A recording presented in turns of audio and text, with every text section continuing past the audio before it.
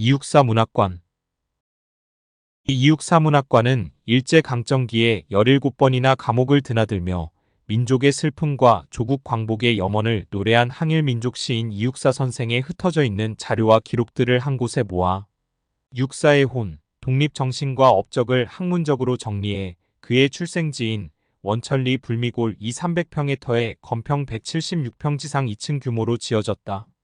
40여 년의 짧은 생애를 오로지 조국 독립을 위해 일제의 끝까지 저항하다가 이국 땅에서 순절한 그는 식민지의 절망적 상황 속에서 조국의 광복에 대한 애타는 염원을 주옥같은 시로 남겼다.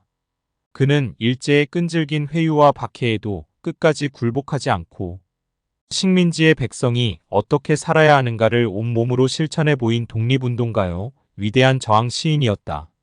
내 고장 7월은 청포도가 익어가는 시절, 이 마을 전설이 주저리 열리고 먼데 하늘이 꿈꾸며 아랄이 들어와 박혀 하늘 밑 푸른 바다가 가슴을 열고 흰 돛단 배가 곱게 밀려서 오면 내가 바라는 손님은 고달픈 몸으로 청포를 입고 찾아온다고 했으니 한약, 청포도 중에서 그렇게 시를 읊으며 조국 광복을 갈망하다가 광복을 1년 앞두고 이국 땅 베이징의 차디찬 감옥에서 생을 마친 육사 이원록 시인.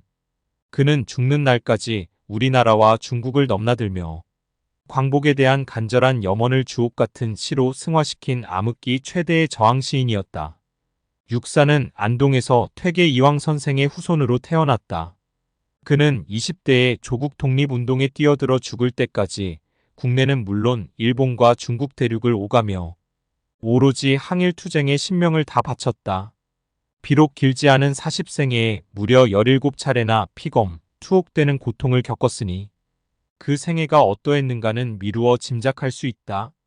더구나 그러한 역경과 시련 속에서도 그는 조금도 굴하지 않고 그 참담한 고통을 온몸으로 극복하며 광복의 열망을 절제된 언어로 갈고 닦아 만인의 신금을 울리는 우리 문학사의 길이 남을 청포도, 광야, 절정 등 주옥같은 작품을 남겼다. 아름다운 강마을 원촌리에서 안동 시내에서 35번 국도를 타고 북쪽으로 26km 정도 가면 도산면 소재지인 오내리에 이른다. 오내리 입구에 있는 도산면 사무소 앞에서 오른쪽으로 온해천을 따라 6km쯤 가면 산 아래로 앞이 확 트이며 아름다운 원촌 마을이 한눈에 들어온다. 이곳이 바로 지절시인 이육사가 태어난 곳이다. 이육사는 구한말 조국의 운명이 풍전등화 같던 1904년 5월 18일 음력 4월 4일 경상북도 안동군 도산면 원천리 881번지에서 퇴계 선생의 14대 손으로 태어났다.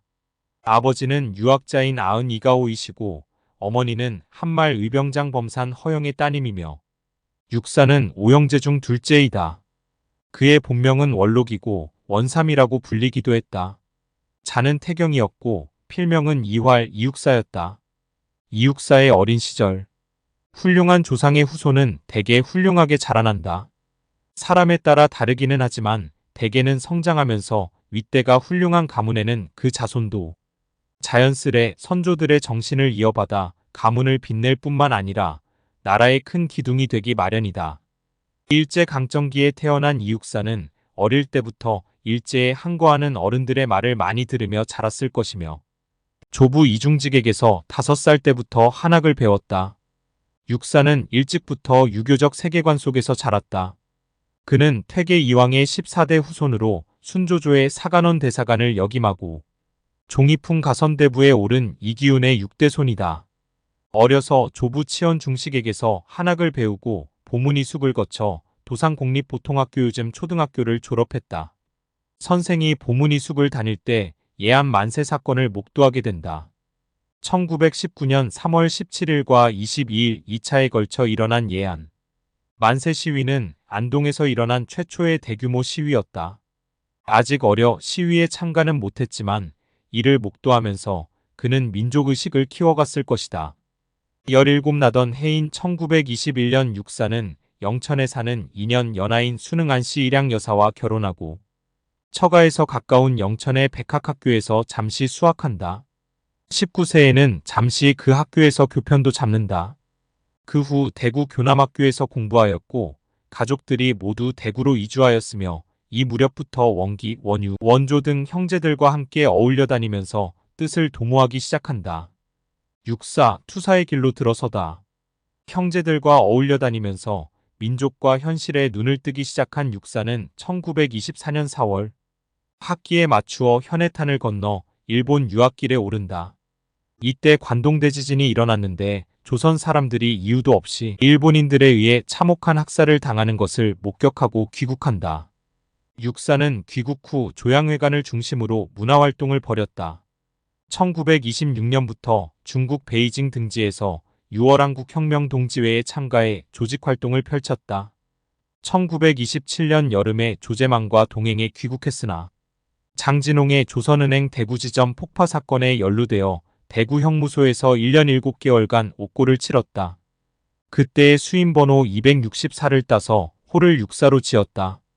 육사는 폭탄반입 혐의를 뒤집어 쓰고 감옥살이를 하다가 장진홍 의사가 잡힘으로 2년 6개월 만인 1929년 5월 석방되었다.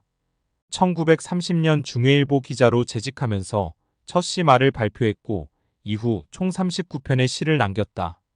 이듬해 베이징과 난징에 머물면서 독립운동을 하다가 의열단에서 설립한 조선혁명 군사정치간부학교에 일기생으로 입교해 6개월 과정을 마쳤다. 육사는 1943년 7월 모친과 맏형의 소상에 참여하기 위하여 귀국했다.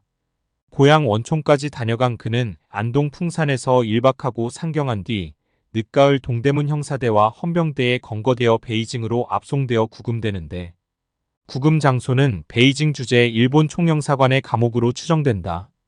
감방에서의 육사는 밤낮으로 기침을 했다. 1944년 1월 16일 새벽 육사는 베이징 주재 일본 총영사관 감옥에서 그렇게도 간절히 염원하던 조국 광복을 보지 못한 채 40세를 일기로 순국한다. 다시 조명되는 이육사.